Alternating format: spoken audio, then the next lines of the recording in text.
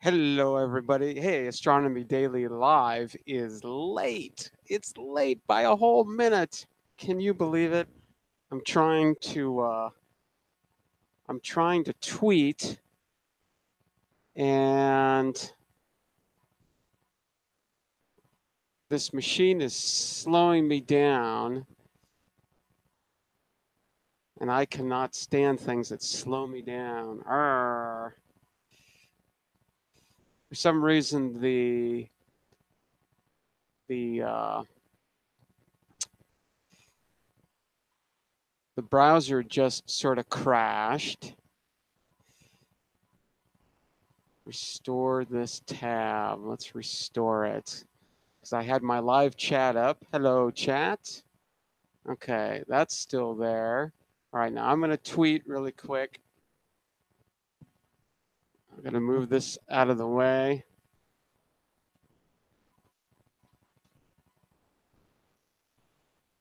Whoop. Oh man, this thing is being so incredibly slow. NOW. I wonder if it still remembered that. Yeah, at least it still remembered that. So, hey, everybody. Nice to see you there. I'm going to go ahead and tweet this.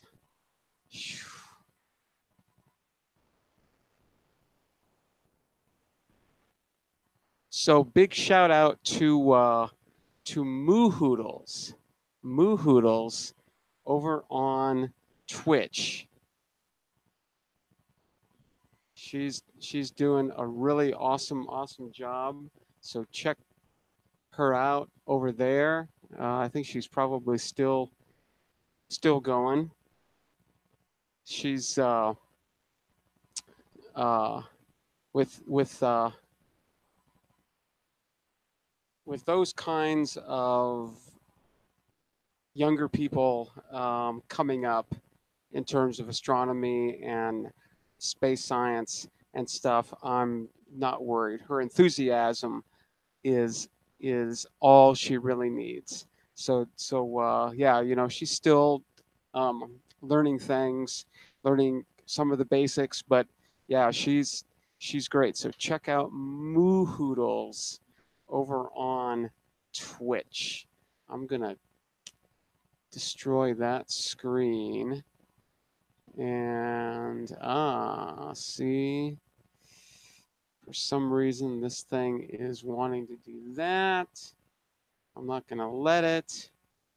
So, hey everybody, this is Astronomy Daily Live. You can call me Cosmic.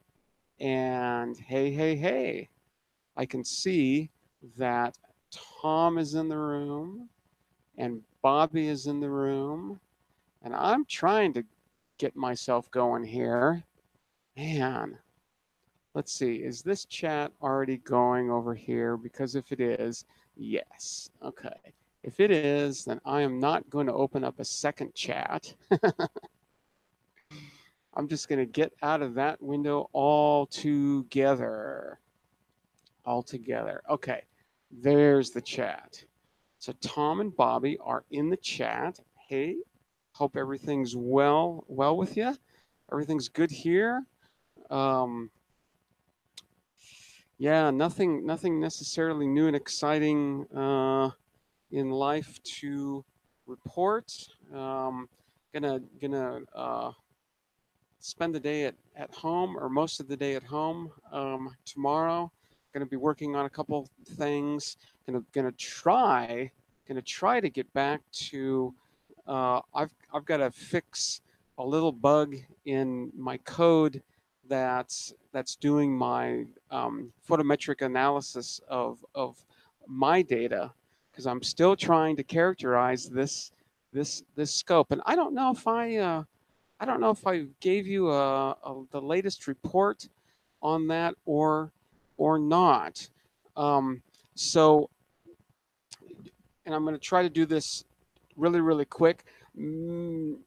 Miss Lady Catherine in the chat. Hey, nice to see you there. Yeah, Rocket Sage. I've watched her a few times too, and yeah, this I really think that this live streaming thing is sort of a wave. It's sort of like, I mean, I sort of see it, when live television suddenly appeared, in the 50s or so, right? Earlier than that, I guess, but everybody jumped on. We'll see who's left, but it's gonna be a while. It's gonna be a while because this is not TV, right? This is something else. So, I mean, I can only draw so many parallels. Anyway, just really, really quick, just as an update for what I'm trying to do is I'm trying to characterize this telescope and my CCD camera to see how well it can do both astrometry and photometry, and that is the measurement of the positions of um, um, objects in the sky and um, measuring their brightness. And so what I'm doing is I am taking data, um, and I originally started by looking at um, open clusters because there's a lot of stars and there's a lot of variety in terms of brightnesses. So I'm doing a thing called differential photometry, where I look at the differences in the brightnesses between stars. I'm not actually measuring like the magnitudes or anything. That that that can be done, but it it's a lot harder. And so what I've sort of opted to do, to characterize this um, system is just look at the differences in brightnesses between stars. And looking at the clusters, well, see, and then what I can do is I can make my measurements, right? And then I can compare those to a known, trusted catalog of stars. And the catalog that I've chosen to compare to is Gaia, data release 2, and you got to assume that they know what they're doing, right, and have made all the measurements correctly. And I was actually just reading a paper yesterday or the day before on sort of a third party evaluation of the photometry of Gaia, and they're suggesting some corrections, subtle, uh, but yeah, um, absolute photometry is a hard thing, and but anyway, so looking at my cluster data, I um, you know, I can measure two things. In terms of both the positions and the brightnesses. I can measure accuracy, and that's how well I match um, what the catalog says that these brightness differences are supposed to be, and I can measure precision, which is how consistent um, my measurements are. And for the cluster data, I I'm not I'm well, the accuracy isn't all that great, which means that I'm off, but I'm not really consistently off in any particular way. I guess I do sort of lean lean one way, in that my differences are are smaller than the Gaia differences when it comes to the cluster data. Well, um, uh, I ran out of open clusters to observe because of the time of year, right? So it's like, okay, well, what other things can I observe and be able to get differences in brightnesses? And it's like, oh, I can look at binary stars, right? I can look at binary stars, and so that's what I've sort of turned to, and I've got a bunch of data, right? I've got a bunch of data on I think 3 or 4 binary star systems now, and it's driving me a little bit insane. The first binary star that I looked at was very, very, very consistent, very precise, but it was 4/10 of a magnet. All the measurements were 4/10 of a magnitude um, too low, too low. Very consistently, though, very consistently 4/10 of a magnitude off. So it's like, okay, all right, let me look at my second binary star um, and see if I also see um, consistently 4/10 of a magnitude off. And I did that, and um, with that data set, I'm hitting the bullseye consistently, right?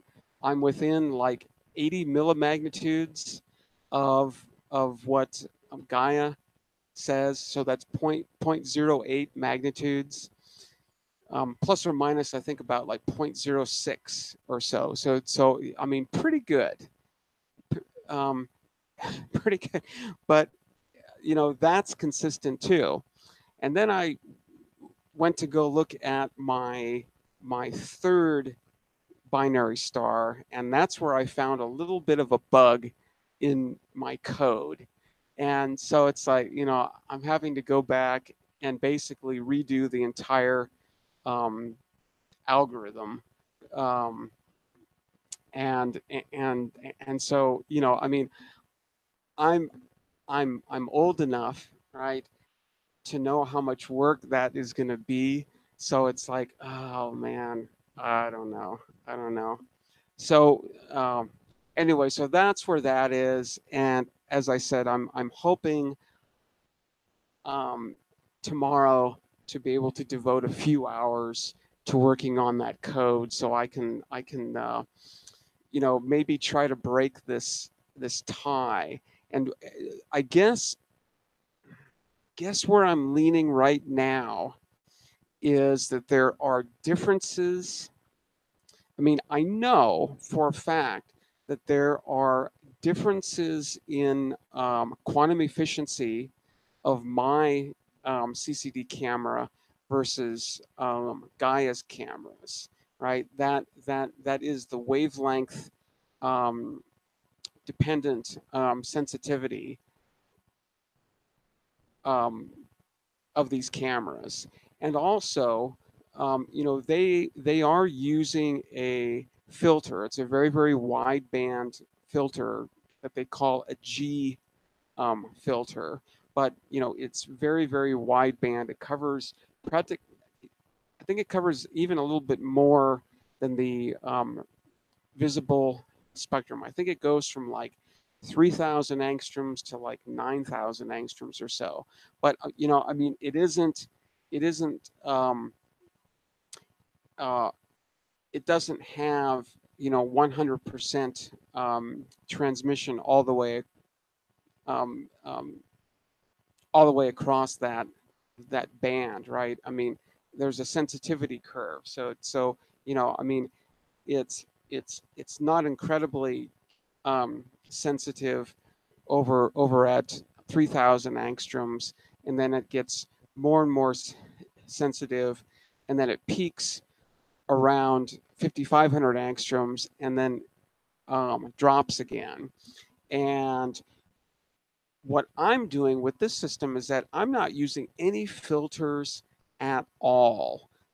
So the only sensitivity that I have in terms of wavelength is the spectral sensitivity of the camera itself. And so um, where I'm sort of going right now in terms of because I mean, you know, in one case I'm consistently off, right? And in another case I'm consistently, you know, almost perfect, right? So those kinds of things drive me insane, right? But there has to be an explanation, right? And where I'm leaning right now is that in terms of spectral sensitivity, and that what I'm going to have to do is I'm actually going to have to um, create some kind of a transformation between Gaia and this. Um, which is a function of wavelength. Now, this is extremely common. All systems do this. I was hoping that I wouldn't have to, because it's hard. It's just really really hard, and I mean, who wants to do hard things? I don't. But yeah, I think I'm going to have to. That's sort of where I'm leaning with all of this. I've got a little bit more data in terms of the binary star stuff. I think I've got um, two more data sets to go through, uh, and I I want to see how consistently off they are, right? Um, and then I'll turn back to um, the um, the cluster data and see if I can reconcile that. So cheers. Cheers to reconciliation.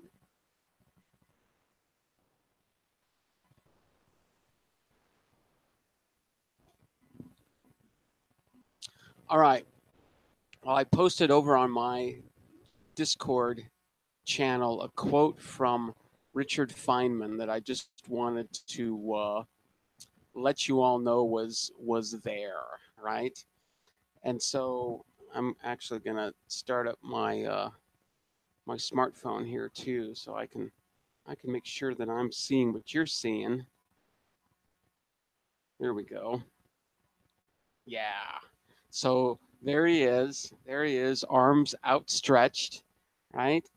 And he says, what do I advise? Forget it all. Don't be afraid. Do what you get the most pleasure from. Okay.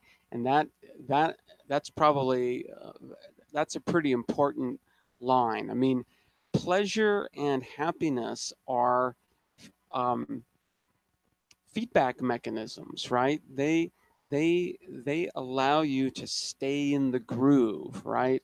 And that's what it's all about, is staying in that groove, finding your groove, and then staying in that groove. So, um, if you have um, any talent or um, any occupation that delights you, do it, and do it to the hilt.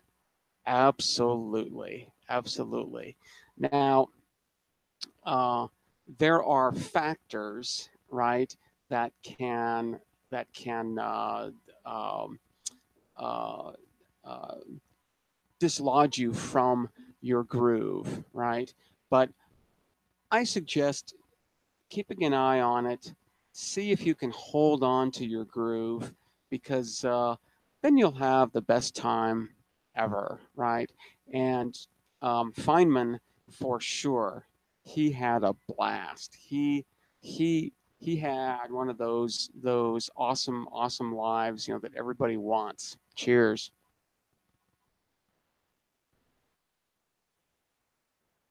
So there he is. There he is.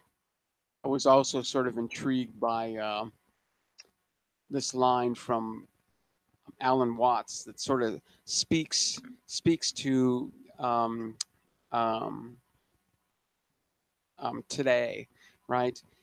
Increasing the efficiency of communication and of controlling human behavior can, instead of liberating us um, into the air like birds, fix us to the ground like toadstools. So yeah, these these kinds of things, they can be used one way or another. So yeah, very very cool though. All right, where should we go from here?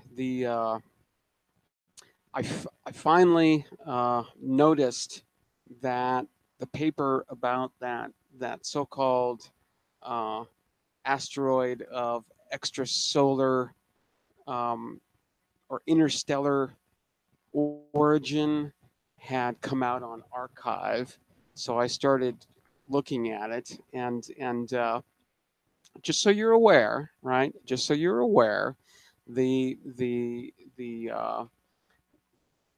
uh, this explanation of an interstellar origin is based on models, right? It is based on um, guesses and all of that. And this particular one really raises the skeptical red flag in my head, because they're trying to figure out what was going on 4.5 billion years ago.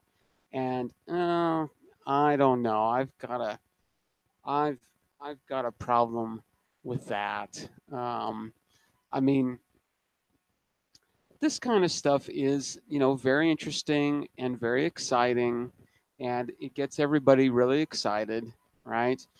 But to think for either, even half a second that we have a good idea about what happened 4.5 billion years ago, mm, I don't know. I don't know.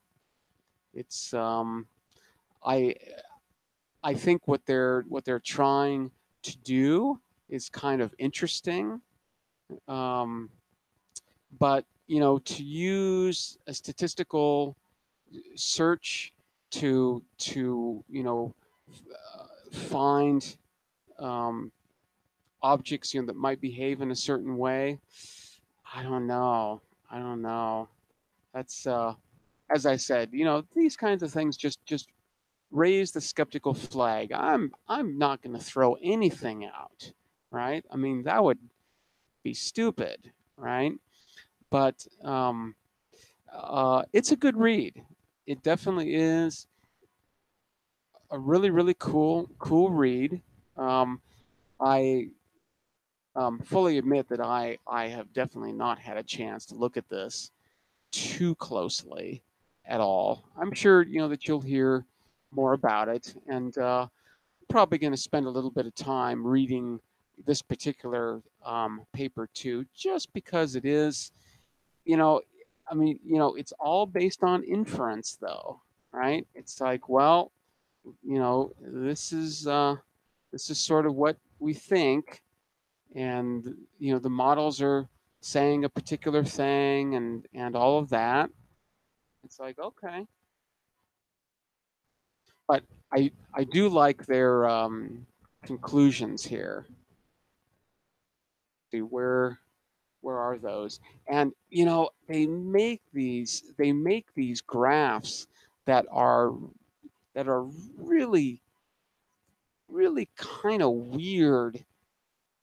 I mean, you really have to put yourself in a in a different mind space, right? This is the this is the eccentricity, okay, times the sine of the longitude of perihelion, right? And this is the eccentricity times the cosine of the longitude of perihelion. that's a weird mathematical space. And that goes with all of these. They're kind of weird mathematical spaces that I don't know. Not that it's necessarily confusing. It's just I don't know. It's just kind of a weird way of looking at things. I don't know. I don't know. Um,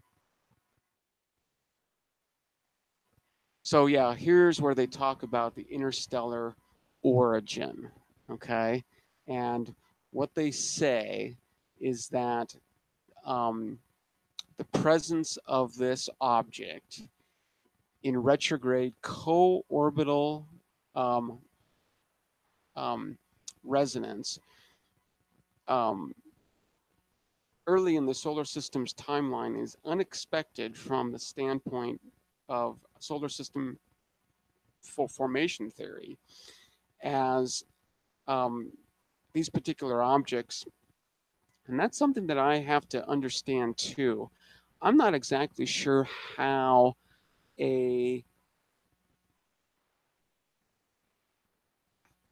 how a retrograde orbiting object could be in a stable configuration like being a centaur, right? A centaur is, yeah, they're co-orbital resonance, co-orbital. Yeah, I've got to think about that geometry a little bit. Um, but what they're saying is that it's just a little weird, right? Um, Planet formation models cannot produce um, such a primordial large inclination orbit. Uh,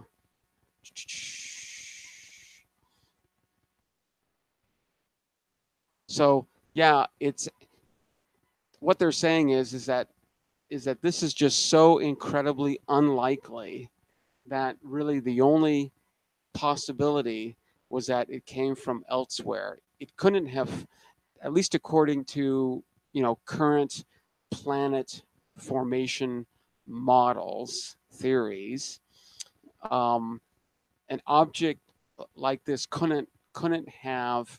uh, couldn't have formed with all the other objects in this solar system, and therefore uh, uh, that sort of implies, right, that this object was captured from the interstellar medium outside of the solar um, system.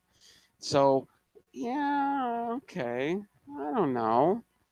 They provide some interesting evidence. They created a simulation with I guess like a million objects and sort of watched them evolve, right? Watched what they did, and I think only like 61 of them were left after all of that, and and um, and so it's like I suppose it's possible, and the characteristics of those 61, I guess, are because these were sort of what they're calling clones of this object.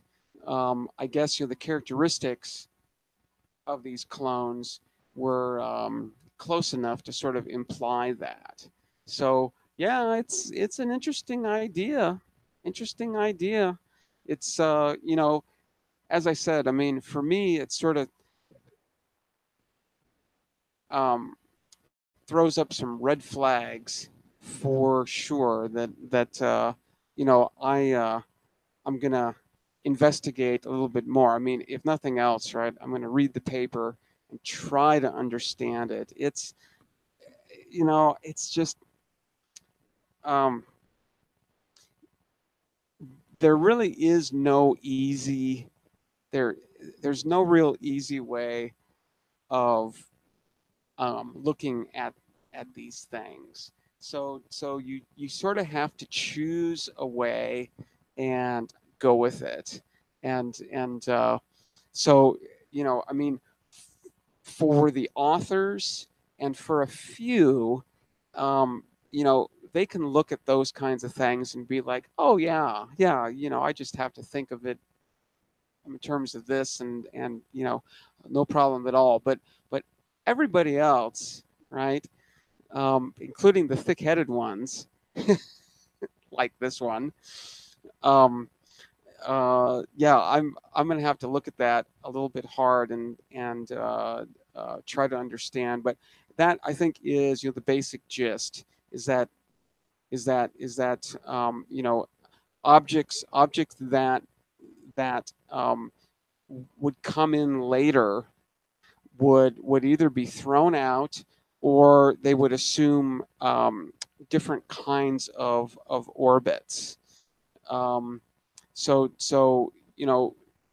that's why they can sort of conclude that um, one, it um, this object uh, was sort of captured that long ago, and it's also from outside.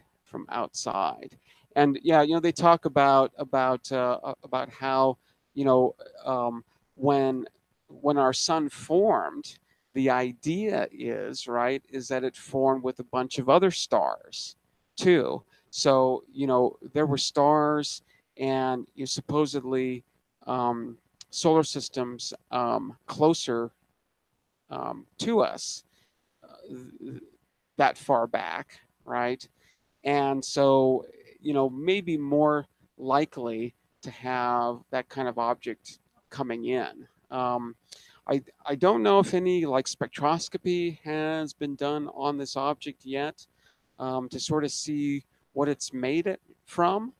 That would kind of be interesting too, if it was a little strange in terms of what it's made of, or at least how much of certain elements it has, and if those are different from um, the other asteroids in the area, right? They're calling this a centaur, but as I said, I'm not quite sure how I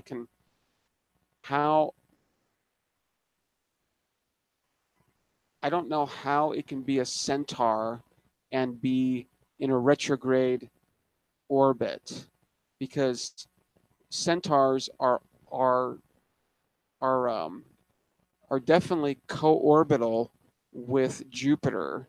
There are centaurs and Trojans. I think the centaurs uh, lead um, Jupiter, and the Trojans trail. Maybe it's the other way around. Somebody knows in chat, let me know. I mean, it's easy enough to find out.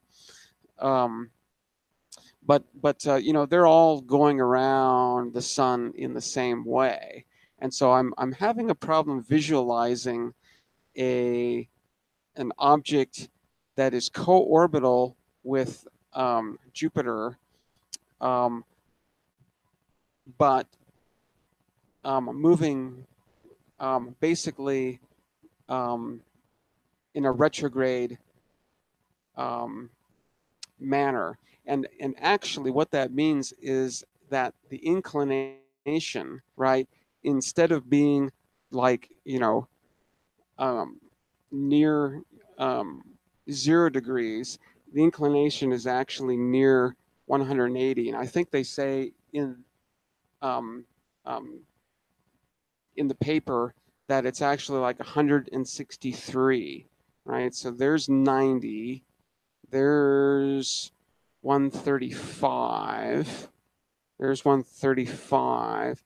So yeah, 163 is about like that. So I mean, it's not exactly um, uh, you know 180 degrees, but because of the inclination, right? I mean, if it's just say, I mean, um, if you look at the solar system from above, right?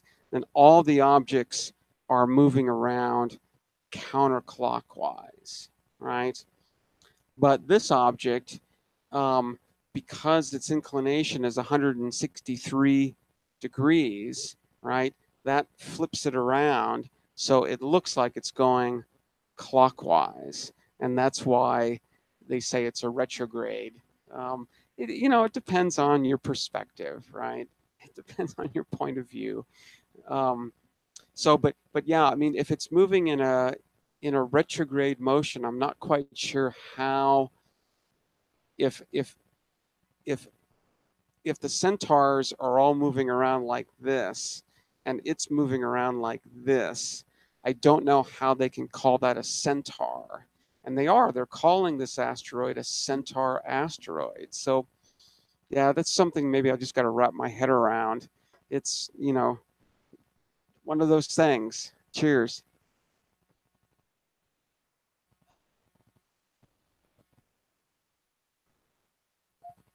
But yeah, the red flags for me, at least, well, two big ones, right?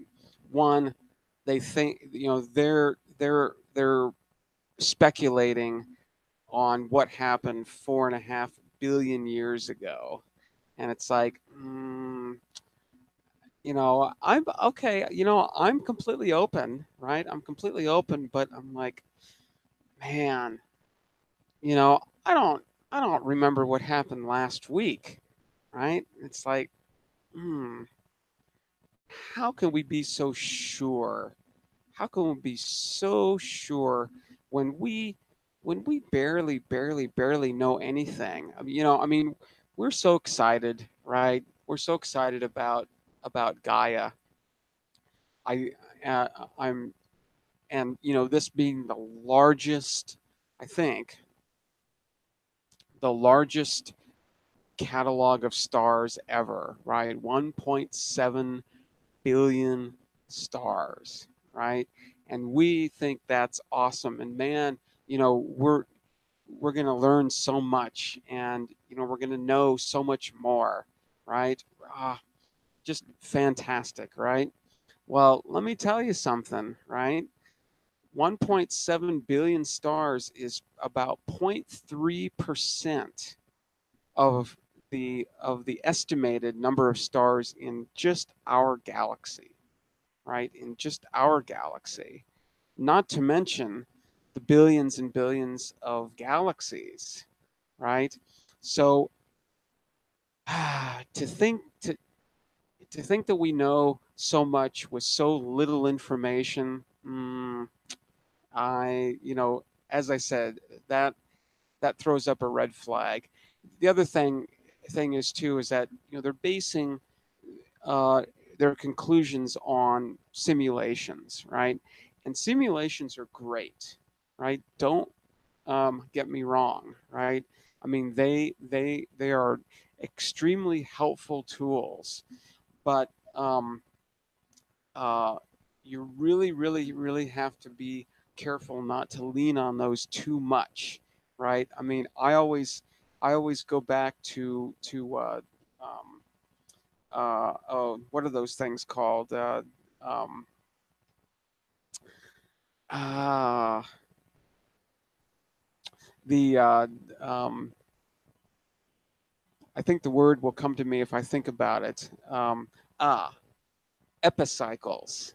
Epicycles. Okay, epicycles explained, I think, pretty darn well the apparent motions of the planets as we observe them here on Earth.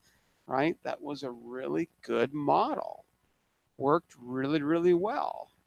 Right, till we got more data, and then that model falls apart.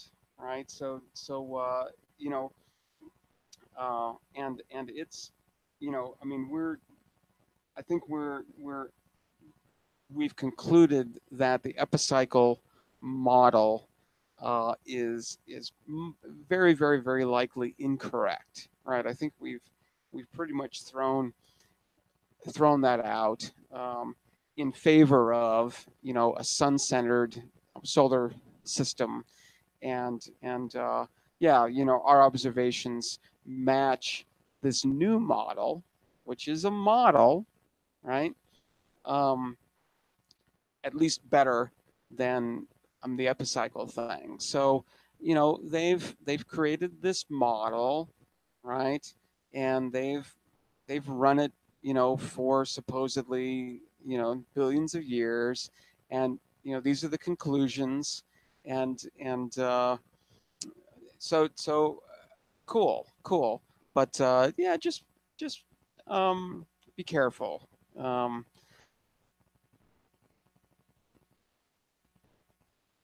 huh. Okay. Tom, I thought the centaurs and the Trojans were uh, were the um, I I thought that those were at what J J4 and J5, um, in terms of you know um, uh, those are like the Jovian um, Lagrange points. I thought that the centaurs and the Trojans were those. Maybe I'm incorrect about that. Um, yeah, let's. Should we look those up really quick? Why not? I was going to talk about the sun, but hey, we can talk about centaurs and Trojans. Let's take a look here, because now I'm curious. Centaur asteroids.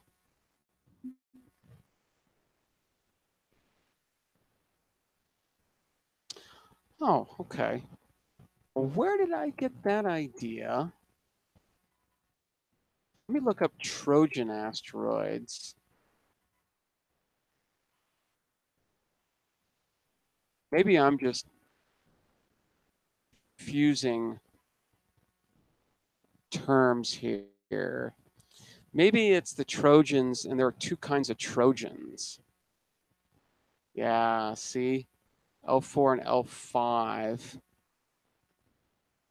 The Trojan points make up 2 of 5 types of Lagrange points. Oh, there we go. So the Trojans are the Greek camp at L4 and the Trojan camp at L5. That's where I was confusing things. All right, well, thanks, Tom. So let's go back to the centaurs.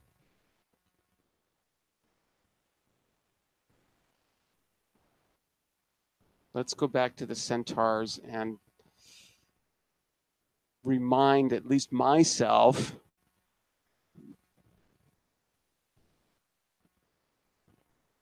where these guys are. So centaurs are small system bodies with a semi-major axis between those of the outer planets. They have unstable orbits because they cross the orbits of one or more of the giant planets. Almost all their orbits have dynamic lifetimes of only a few million years. Um, okay. Classification, distribution. So the diagram illustrates the orbit of known centaurs in relation to the orbits of the planets. So Chariklo is a centaur, huh? Cool. You guys know about Chariklo? Ah, you need to listen to the CosmoQuest podcast that I did about that back in 99 or not 95. I think in 2015, 2016 or so. Um, uh, yeah, let me. I'll post a link to that. Chariklo has rings. It has at least 2 rings around it. Okay, all right. So I definitely stand corrected there in terms of centaurs. So okay, so their orbits are unstable. Um, but of course, they're saying that this asteroid, what's it called? Oh, I forget now. I got rid of that. Up, up, and now I'm really. Let's see if it's still here. If I can still pull it up, I think I probably can. Yeah.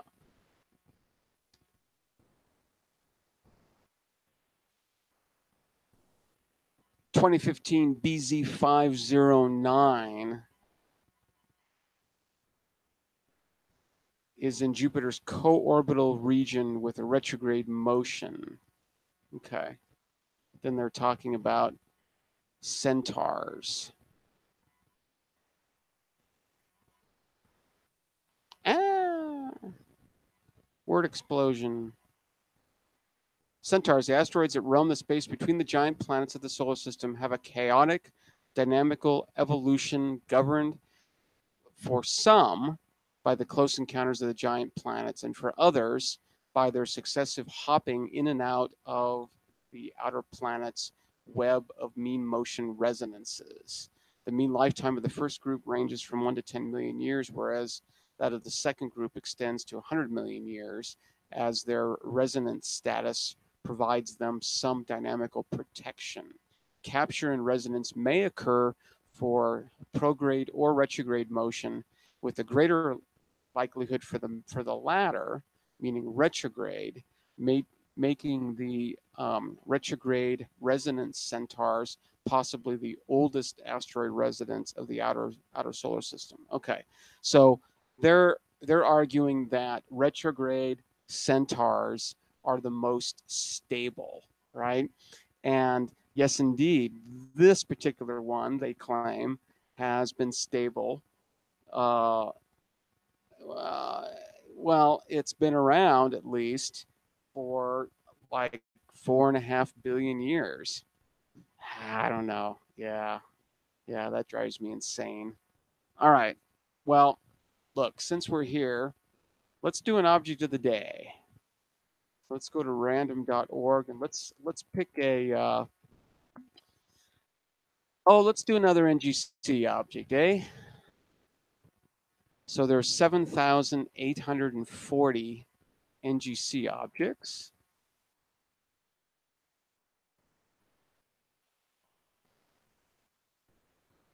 So let's look at NGC 3280. Let's go over to Simbad. 3280. So the NGC objects are in order of right ascension.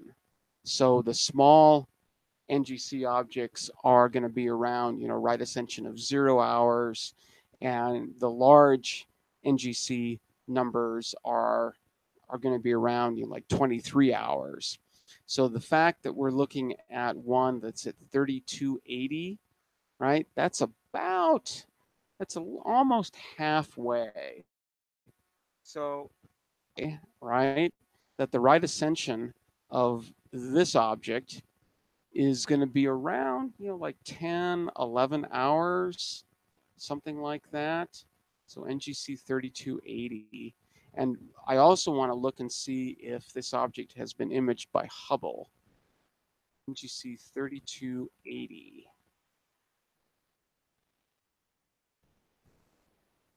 Of course, it's a galaxy. It looks like it's really near like a little cluster there. So yeah, right ascension of 10 hours, 32 minutes, 46 seconds, and a declination of negative 12 degrees, 38 minutes, 4.5 seconds.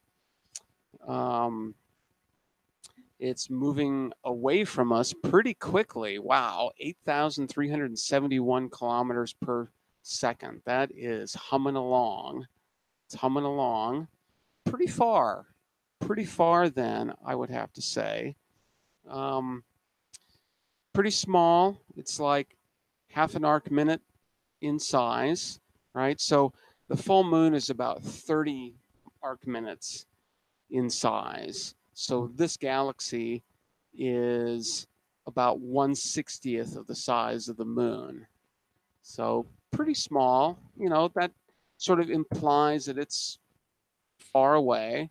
They don't really have a lot of magnitude estimates. They have one B magnitude here of 16, which is, wow, that's really faint. I'm surprised that it got onto the NGC list at all, because that's seriously faint. Very, very faint. So here's a few other names for it. Pretty standard. Pretty standard. It's also known as NGC 3280A. So that's kind of interesting. Oh, look at this. Wow. This is like the unknown galaxy, right? In the past 20 years, there's been only 2 papers that reference this poor galaxy. Well, that's pitiful. What's going on there? That's insane. Look at that thing. Well, I think what we should do is see if HST, because I mean, you know, I'm looking at the picture here, right? I already am, and I'm saying that this looks like maybe it's in a cluster. So clusters are pretty interesting to astronomers. Let's just see what the references say here. So a redshift survey and identification and designation of galaxies. That's it. Wow. Wow. Okay, well, let's give it a try. Let's go over to the HST archive, and we're gonna search for that name first. But there, I don't think there's going to be anything there, because there aren't any references, right? So I don't think anything's going to come up here. Let's look anyway. Nope. Okay, so let's search by right ascension and declination instead. Okay, so let's go up here, and oh, I'm going to do this one-handed. Let's see. Can I do it one-handed? Sure. Control copy and control paste. And then I got to grab this one. So far, so good. Copy and paste. And we can search on radius here. Let's do a big radius, like 30 arc minutes, right? So this will search in an area to, 4 times the area of the full moon. Let's see if there's anything that they looked at. Nothing. Oh, wow. So nobody's looked at this poor galaxy? Man, that's not fair. Let's see if the Sloan Digital Sky Survey has an image. No. Wow, this is like the most unstudied galaxy I've ever so far that we've encountered here on astronomy. This poor thing, look at that.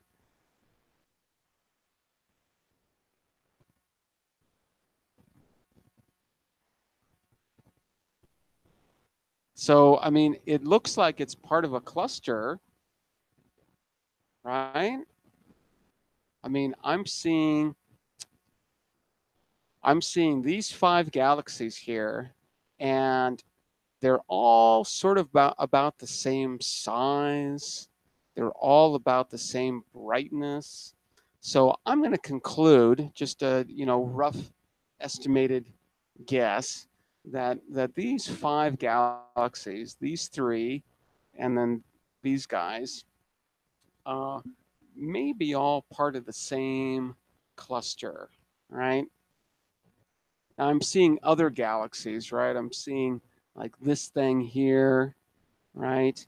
And this up here maybe is an edge-on spiral. Mm, you know, smaller, fainter, probably not associated. Oh, here's another one here. Here's another one. Here's another one.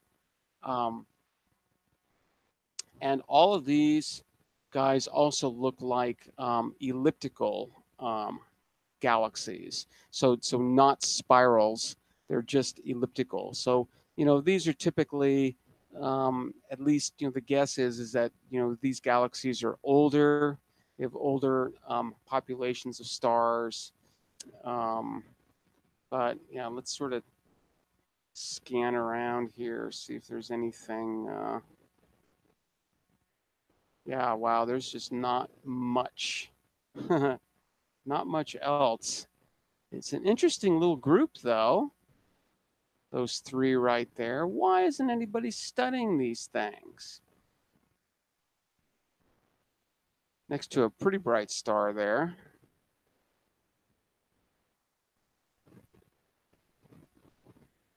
Yeah. Huh. Well, that's it. That's all we get is just a picture. Let's try to figure out where this guy is in the sky. So he's at 1032 -12. So he's going to be like below Leo. So I'm going to my sky charts here, my physical sky charts, and I'm going to look and see if I can at least find sort of a location. 10, or is it 1032? Okay, so chart number 13 is going to be where it is. We're looking for 3280. Let's see, 1032 and minus and -12. Yeah, not shown on Sky Atlas 2000. I'm going to go to, and here I will, I'll show you the antics of me looking in these charts. So here I'm going to be looking in Uranometria, Volume 1, which goes down to, what does it go down to? A declination of, I don't know, -6. I never bothered to get Volume 2. I probably should. Oh, so yeah, I'm not going to be able to see it. I'm not going to be able to get it on these charts. Wah.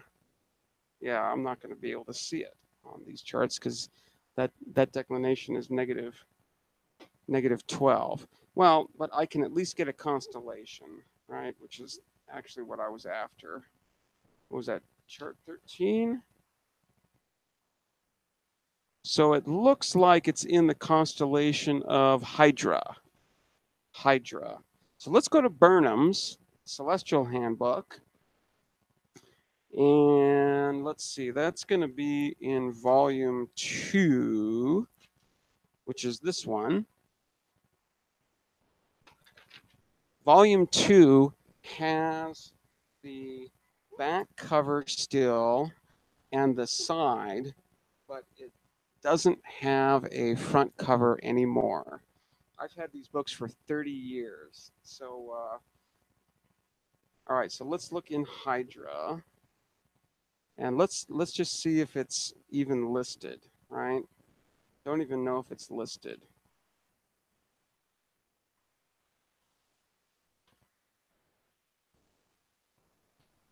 Looking for 3280. Yeah, wow, it's not even listed in Burnham's. It's not even listed in Burnham's. Wow. Wow, that's amazing. So, wow, this is like the unknown galaxy. This is like the totally unknown galaxy. Let's do one more thing. Let's do one more thing, and then I'm gonna quit. I just give up. So let me share my screen again here.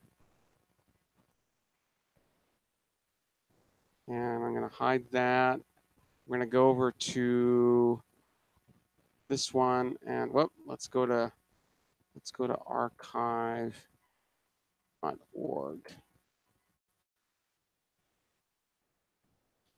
And I'm really stretching here, right? But I'm gonna do 3280, and I'm gonna look in abstracts. I'm gonna search all of archive.org and look for any 3280 in any papers, abstracts. And of course, we're coming up with condensed matter, mathematics. There's an astro pH, but that's a wavelength, astro pH temperature, and that's it. Holy moly, it's just not there at all. Well, you know what? Um, somebody could get their PhD, right? By studying NGC 3280 because nobody has yet, right? We have a picture of it. We have a picture of it from the Digital Sky survey, and that's it. Do we have a 2-mass image? Oh, we have a 2-mass image. Yay. Okay. Oh, and right. I mean, we know, we know that 2-mass looked at it, right? And this other paper did too. Let's just look. Let's just look. I'm all for the underdog here. Um, Now, why did it throw me there? Didn't I click on the ADS reference?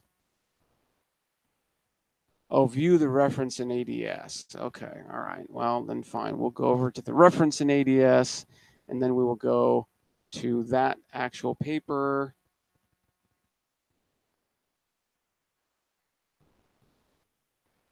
And then the full referee journal article. I don't know why we have to go around in circles like this, but that's sometimes the price you pay for being free.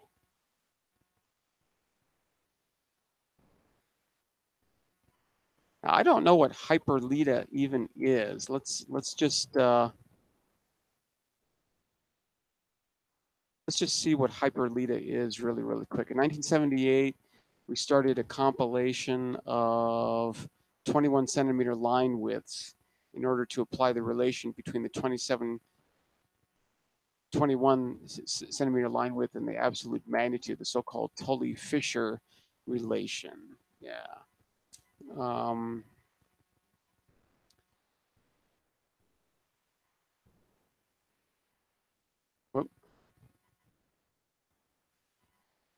Hyperlita database that supersedes the Lita one. So yeah, it looks like it's a measurement of radio light. 21 centimeter light is neutral hydrogen that you can see in the radio. 21 centimeter, of course, is the wavelength of light that it is. So let's just what was this? 3280? Yeah, 3280. Let's just see if this paper mentions 3280 by name.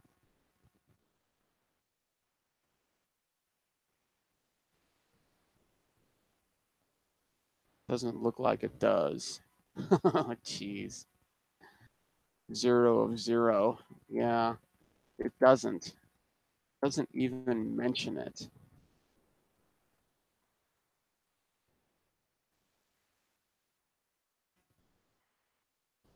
Interesting. Might be under a different name. Hard to know. Hard to know. Yeah. Wow. What a completely understudied galaxy, NGC 3280. I think somebody needs to get on that for sure. All right. Well, sometimes you win, sometimes you lose, and today on Astronomy Daily Live we lose because object of the day NGC 3280 is a big goose egg. It's all we have is a picture. Um, I guess we do have a measurement of a radial um, velocity. Seems to be moving away from us pretty rapidly. Um, but other than that, it's like it looks like an elliptical. Um, it looks like it's in a cluster, right? But that's it. That's all we know. All we know. All right. Well, I guess with that, I'm going to exit these waters for today. So hope everybody has a great evening, a great day.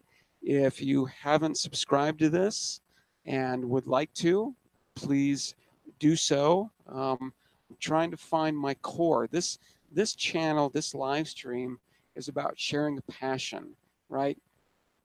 Um, I'm not necessarily trying to communicate science or do any kind of education. Um, I think that's going to happen, right? So that's not my goal. That's not my purpose. My purpose and my goal with this live stream is to share a passion, and bring some friends along and explore and find out and learn things and just sit back and go, wow, what an incredible place, right? What an incredible place. And there's so many things. I mean, this is a perfect example, right? I mean, there are probably, right, hundreds of billions of stars inside of NGC 3280, right? And we know nothing. We know nothing about it whatsoever at all, right? And who knows? Who knows what we could learn from that? Who knows, right? Um, uh, so yeah, yeah. So this live stream is about sharing a passion.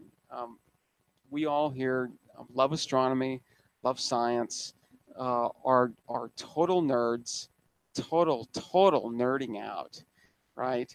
And just having a good time, right? It's casual, it's fun. Um, I'm not going to be the scientist high priest that is providing all the answers and things. If you want answers, you can probably find those elsewhere, right? I mean, my thing is I don't have a clue, but I you know I've learned a few things over the years. Haven't really come to any kind of conclusions at all. So I'm really skeptical and really open-minded, but and also extremely curious, right? It's like what is going on, right? And uh, thankfully, I guess, there's not much that we really know um, or understand, and I think that's just the way we want it. So yeah, very cool. Okay, well, with that, I will see you on the spin a little less than 23 hours from now. So take care. Hit the thumbs up if you haven't already. Um, um, Go ahead and um, smack the thumbs down too if you're so inclined. Make some comments, share this around. I know that there are quite a few people on this planet who share a similar passion, and I want to try to pull all those in to this group, right? So we can have an interesting conversation, do some exploring, um, answer questions, or at least try to speculate. Um, yeah, and just have a good time. All right. Well, I will see you on the spin tomorrow. Peace, cheers, and all that. And yeah, I'll see you tomorrow. Okay, bye.